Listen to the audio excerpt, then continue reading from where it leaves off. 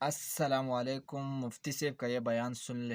نکاح کرنا یہ انسانوں کی تہذیب ہے، بیوی بنا کے رکھنا کسی عورت کو اور عورت کا شوہر بنا کے رکھنا یہ انسانوں میں تہذیب ہے، یہ پیغمبروں کا طریقہ ہے۔ اور گرل فرینڈ بوائے فرینڈ کبھی بھی بریک اپ ہو سکتا ہے، نکاح میں ایسے بریک اپ نہیں ہوتا۔ گرل فرینڈ بوائے فرینڈ میں بریک اپ کے کوئی اصول نہیں ہے، بریک اپ ہو گیا جی بس نہیں پسند آئی چھوڑ دیا۔ بیوی کو چھوڑ سکتا ہے انسان؟ دنیا چھوڑنا آسان ہے، بیوی چھوڑنا مشکل ہے، اور بیوی کے لیے شوہر کو چھوڑنا بھی بہت مشکل ہے، خاندان انوالو ہوتا ہے۔